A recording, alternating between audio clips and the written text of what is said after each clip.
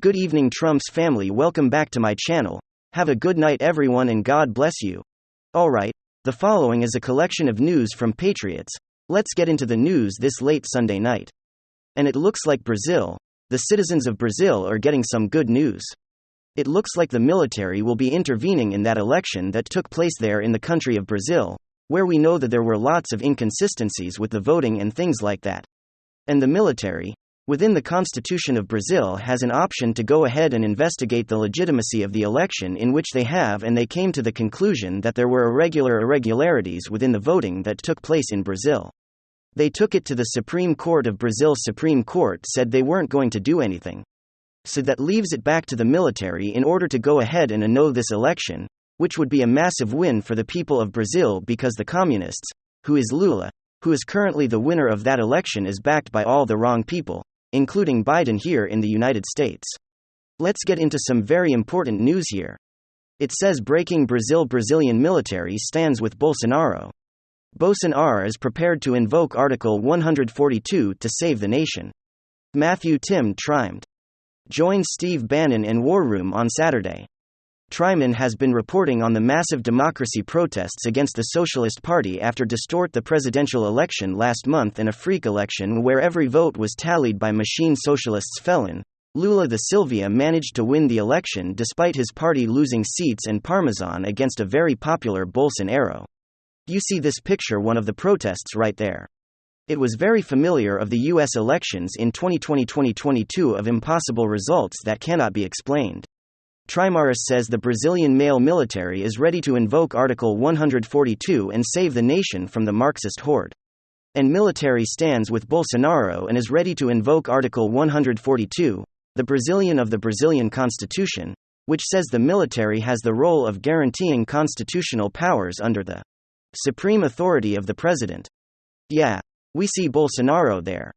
Yeah, we see everybody. Everybody in the globalist community was working against Bolsonaro and the people of Brazil, and it's very, very familiar to us how the world was working against us in the 2020 election, lots of similarities.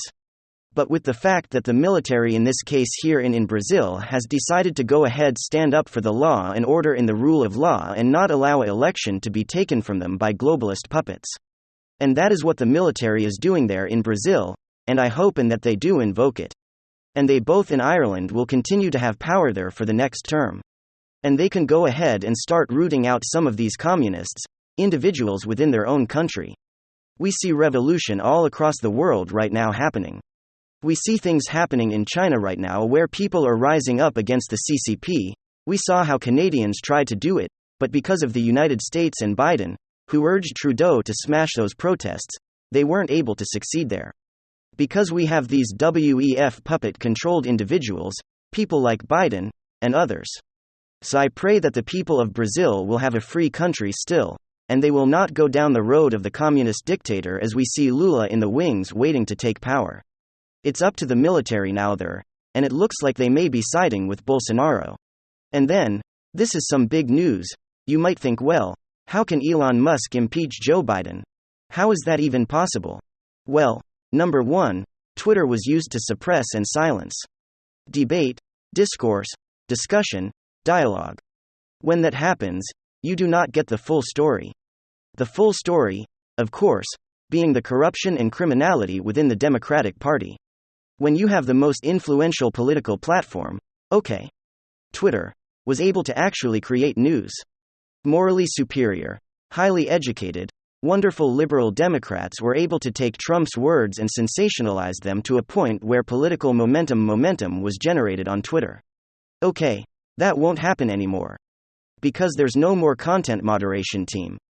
I talked about that yesterday. He's fired almost the entire moderation team, which was composed of passionate, Democratic Party partisans.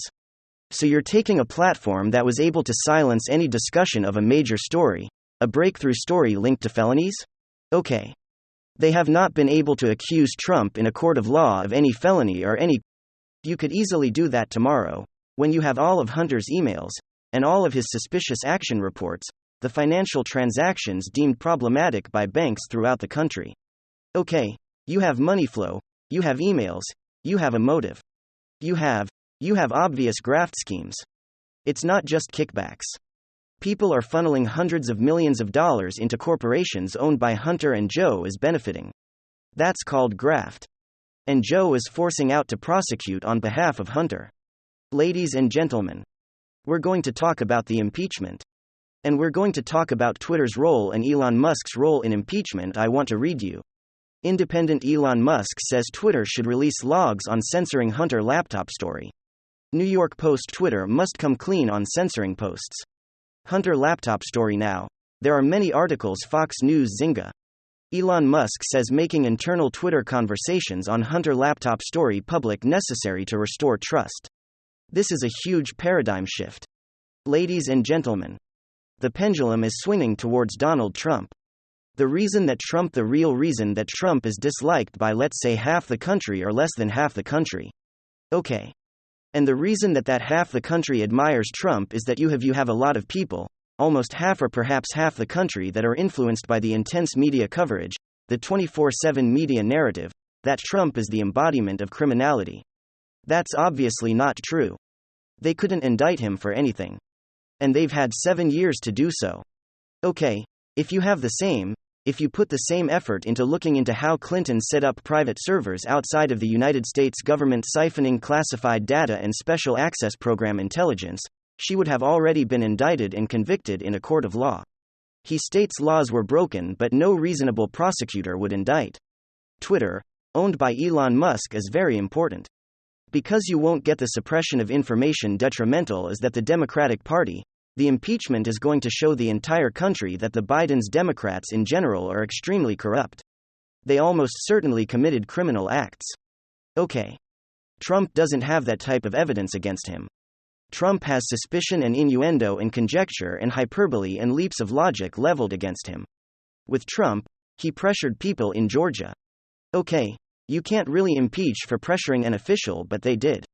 Okay. Even though that official, whose country is being invaded under Biden's watch, said that Trump never pressured him. Okay. But pressure can mean anything. It could mean something that's illegal, something that's not illegal. They didn't convict him on an actual crime, the first impeachment. You can convict Biden on the impeachment that's coming up. Okay. These are financial transactions that are linked to graft and potential bribery schemes. People are giving hundreds of millions to Hunter to influence foreign policy, or because they think they can influence foreign policy to them to benefit their purpose. And then there are foreign companies that Hunter was working with that is serving as intelligence fronts for intelligence agencies. That's according to the New York Post, Daily Mail, Federalist, other publications. And so you have a situation where if impeachment of Biden was taking place in the former Twitter, the same people who ran Twitter were running Twitter now. You wouldn't get any discussion? You wouldn't get any discussion about this. You wouldn't get any discussion about the details. Okay. You would prevent it by Twitter. And therefore, and from Twitter, you'd have other social media or platforms. Preventing discussion, you would not find out the corruption within the Democratic Party. 2 years ago, the New York Post was suspended. It was suspended because a true legitimate story. Journalists actually doing their job came out. One of the most important stories in the history of American politics, that the son of a vice president and future president was funneling hundreds of millions of dollars into corporations from interests around the world. Okay. Again, serving the interests of foreign countries, and influencing the then vice president, who was meeting with these business associates after he lied to the American people, campaigning saying, "I never met with hundreds business associates." And you had a laptop full of incriminating evidence. Okay. Where's Trump's laptop? Where are Trump's emails? Okay. You never have this when Democrats type their own emails, whether it's the DNC primary DNC, cheating Bernie Sanders in a primary, or whether it's Tundra's laptop. You actually have evidence of criminality, actual crimes, their own fingers type the evidence.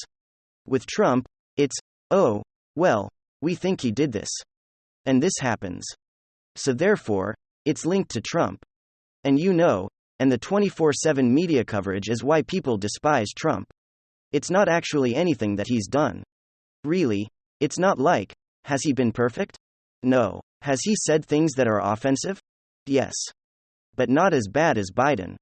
Really, I mean, if you take what Biden has stated, over the years, especially to Charlemagne, the God and amplified that and sensationalized that, it would be worse, much worse, much worse. And like any faux pas, any Joe Biden saying things about like, breakfast, we can go on for, tacos, you can go on forever. And so Twitter was a huge part of that. The people who like Trump ignore that noise and nonsense, and they say, okay, I like his policies, I like the way that he's going up against a very corrupt system. So Trump is like Trump stands between all the people trying to do things that make no sense at all. You can look at the economy, you can look at foreign policy, and they say, well, DeSantis could do the same thing. I don't know if DeSantis could do the same thing. I don't know because there was no DeSantis dossier. There was no 24/7 negative media coverage. So I'm going with Trump because Trump has proven himself in terms of policies and things he's able to accomplish. For people who don't understand that statement, you should probably look at the economy now and foreign policy now and compare it to 2019. When we had Trump before the last year of his presidency, when Twitter was used also to sensationalize everything. So let me know what you guys think in the comments down below. Let me know what you guys have heard. Thank you for watching the video. I wish